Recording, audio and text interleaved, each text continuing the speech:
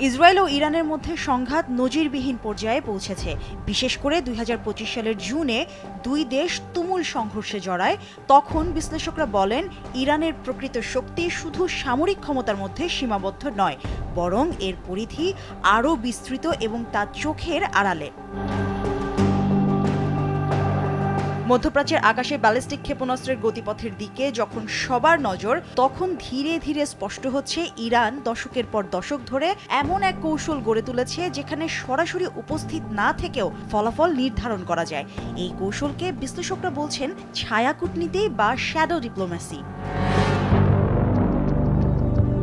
মধ্যপ্রাচ্যে council on global অ্যাফেয়ার্সের গবেষক হামিদ রাজা আজিজির মতে, ইরানের যে দুর্বল দিক নিয়ে আমরা আলোচনা করি তা মূলত তাদের একটি কৌশল মাত্র। একদিকে দেশটি আন্তর্জাতিকভাবে একঘরে, অন্যদিকে আঞ্চলিক রাজনীতিতে অপরিহার্য। এই বৈপরীত্যই তাদের পররাষ্ট্রনীতির ভিত্তি।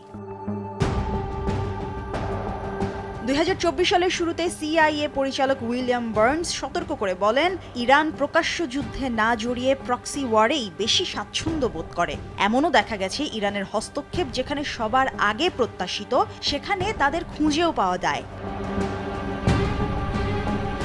এই কৌশলের বাস্তব উদাহরণ পাওয়া যায় আরদাভান খসরুদের গবেষণায়, যেখানে ইরান এক্সপার্টস ইনিশিয়েটিভ IEI নামের একটি গোপন প্রভাব বিস্তারমূলক উদ্যোগের কথা উঠে এসেছে। ২০১৪ সালের দিকে গড়ে ওঠা এই নেটওয়ার্কের উদ্দেশ্য ছিল পশ্চিমা থিঙ্ক ট্যাঙ্ক, সংবাদ মাধ্যম এবং নীতি নির্ধারণী মহলে ইরান সমর্থক বিশ্লেষক তৈরি। এখানে লক্ষ্য ছিল কাউকে বোঝানো নয়, বরং ইরানকে স্বাভাবিক হিসেবে উপস্থাপন করা।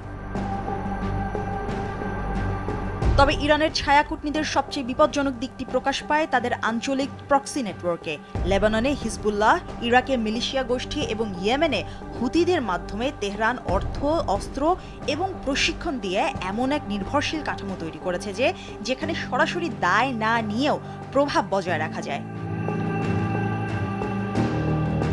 ২০২৩ সালের অক্টোবরের পর থেকে ইরাক ও সিরিয়ায় ইরান সমর্থিত গোষ্ঠীগুলোর মাধ্যমে মার্কিন বাহিনীর ওপর শতাধিক হামলার ঘটনা ঘটেছে। তবুও এসব হামলার দায় সরাসরি অস্বীকার করে আসছে তেহরান।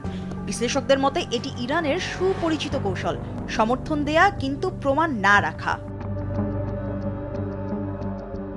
২০২৫ সালের জুনে ইসরায়েলি হামলায় ইরানের সামরিক এবং পারমাণবিক অবকাঠামো ক্ষতিগ্রস্ত হলেও তেহরান দ্রুত নিজেকে সামলে নিচ্ছে।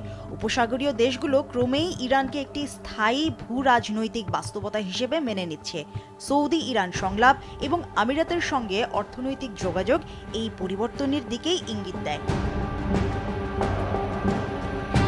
বিশ্লেষকরা আরও বলছেন, ইরান সংকটের দ্রুত সমাধানে আগ্রহী নয়, বরং দীর্ঘস্থায়ী অস্থিরতাকেই তারা কৌশলগতভাবে কাজে লাগাতে জানে।